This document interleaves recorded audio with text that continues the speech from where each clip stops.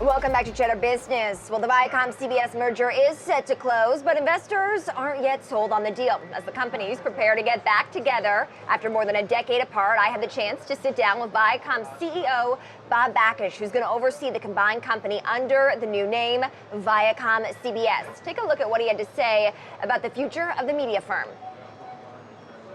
Bob, a $30 billion merger set to close before the end of the year. What is your top priority on day one of this combined company? Well, look, we're really about bringing together Viacom and CBS to be one of the preeminent content suppliers to the world.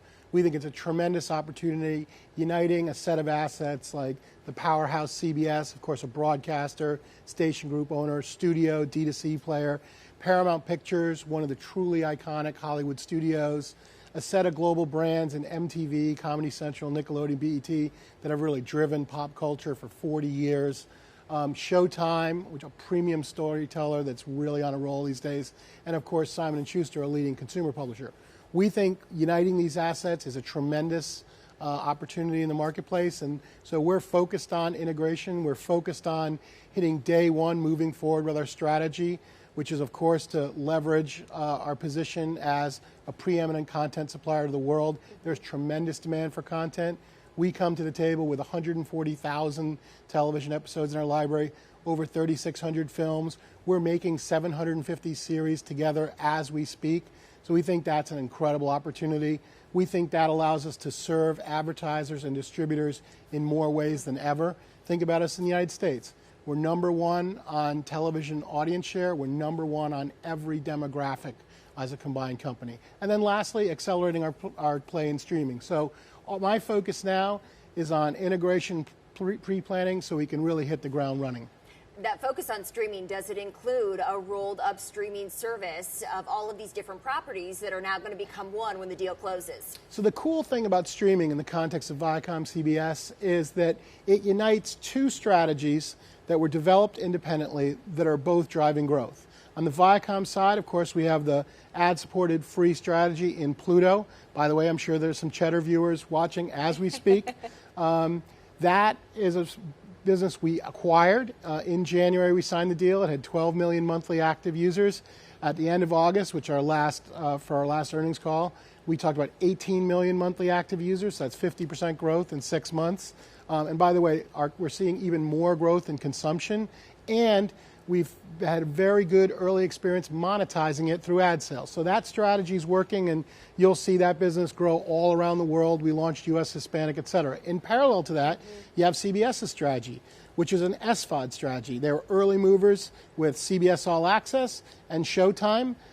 Those also at now over 8 million combined subscribers, on track to be at 25 million by 2022. Now we bring those two strategies together, and it's worth more than the sum of its parts, because what you have is essentially a free entry point to the ecosystem where you can bring subscribers in. By the way, they can stay there. Not everyone is going to want to upgrade to pay. That's fine. We monetize them in free, but we can also market to them, and we can sell them CBS All Access. We can sell them Noggin, which is our preschool product, or BET Plus, which we launched last week. And you can assume that portfolio will evolve over time. And if someone pauses their subscription, instead of churning out, they can stay inside of Pluto. They can continue to enjoy a free service. We can monetize them in ad sales and be positioned to remarket to them and bring them back in. So there's tremendous opportunity in the streaming space for this company. I think the assets we bring are differentiated and really compelling. On the price point front, how do you compete with the Disney Plus set to come to market in early November that is a pretty low price without combining all of these different streaming platforms that you mentioned, CBS All Access, Noggin, and BET Plus?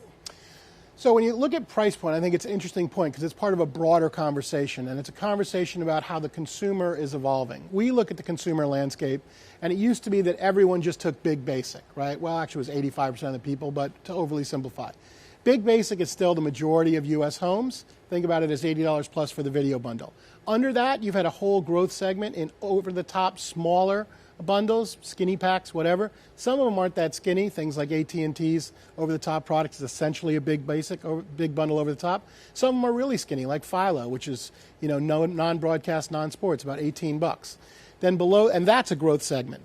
Below that, you got the SVOD players, including Netflix, low teens. That's where Disney's going to come in a little bit under that from a price perspective, but play broad. Then you have the niche SVOD players like our Noggin product, and then you have free, including our Pluto, where we lead the space.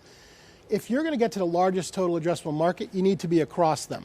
And we participate in every one of those, and our company on a combined basis is stronger in bundles, big and small. It obviously leads in free, and we're going to have offerings in the pay service too. As far as what the price point is, look, it's something we're thinking about. Again, we think we're uniquely positioned with this combination of free and pay, and there's multiple choices inside pay, some in the high single digits. Over time, we'll see how that bundle and the pricing evolves, but we believe we have the goods to bring to the table. $13 billion on content you spent last year. As a combined company, how does that number change going forward?